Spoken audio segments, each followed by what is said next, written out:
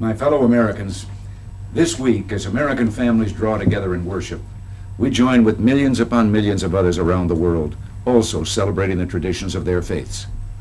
During these days at least, regardless of nationality, region, or race, we are united by faith in God, and the barriers between us seem less significant. Observing the rites of Passover and Easter, we are linked in time to the ancient origins of our values and to the unborn generations who will still celebrate them long after we're gone.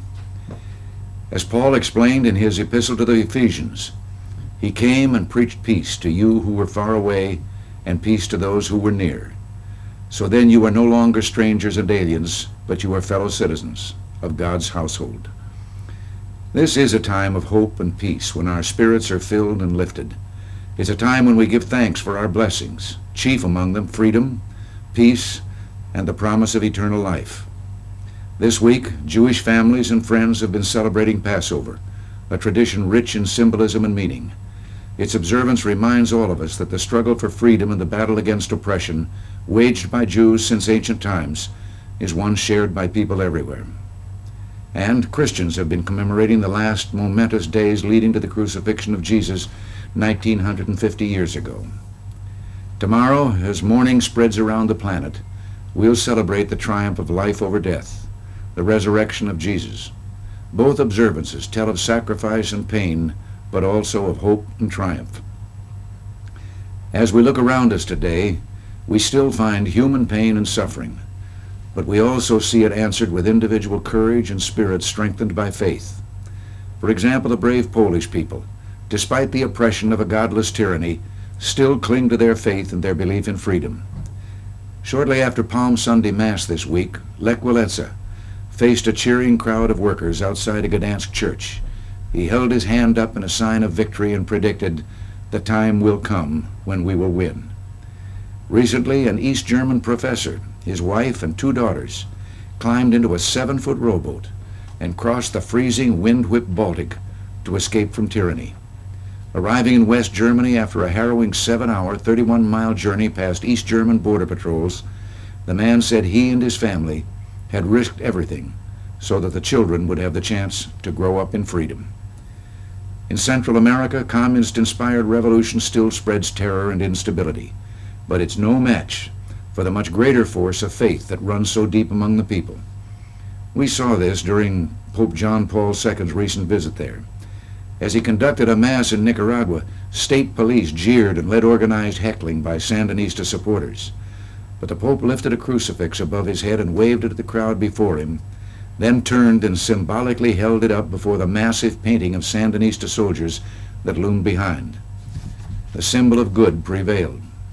In contrast, everywhere else the Holy Father went in the region, spreading the message that only love can build, he was met by throngs of enthusiastic believers, eager for papal guidance and blessing. In this Easter season, when so many of our young men and women in the armed forces are stationed so very far from their homes, I can't resist recounting at least one example of their sacrifice and heroism. Every day I receive reports that would make you very proud, and today I'd like to share just one with you. While the San Diego-based USS Hoel was steaming toward Melbourne, Australia on Ash Wednesday, its crew heard of terrible brush fires sweeping 2 Australian states. More than 70 people were killed and the destruction was great. Well, the crew of this American ship raised $4,000 from their pockets to help, but they felt that it wasn't enough. So, leaving only a skeleton crew aboard, the 100 American sailors gave up a day's shore leave, rolled up their sleeves, and set to work rebuilding a ruined community on the opposite end of the earth. Just Americans being Americans, but something for all of us to be proud of. Stories like these of men and women around the world who love God and freedom bear a message of world hope and brotherhood, like the rites of Passover and Easter that we celebrate this weekend. A grade school class in Somerville, Massachusetts recently wrote me to say, "We studied about countries and found out that each country in our world is beautiful and that we need each other. People may look a little different, but we're still people who need the same things." They said, "We want peace. We want to take care of one another. We want to be able to get along with one another. We want to be able to share. We want freedom and justice. We want to be friends. We want no wars. We want to be able to talk to one another. We want to be able to travel around the world without fear. And then they asked, do you think that we can have these things one day? Well, I do. I really do. Nearly 2,000 years after the coming of the Prince of Peace, such simple wishes may still seem far from fulfillment. But we can achieve them. We must never stop trying.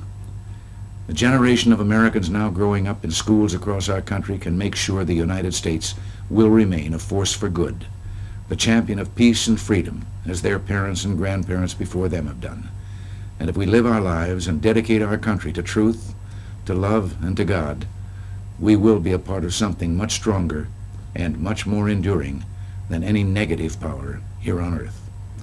That's why this weekend is a celebration, and why there is hope for us all.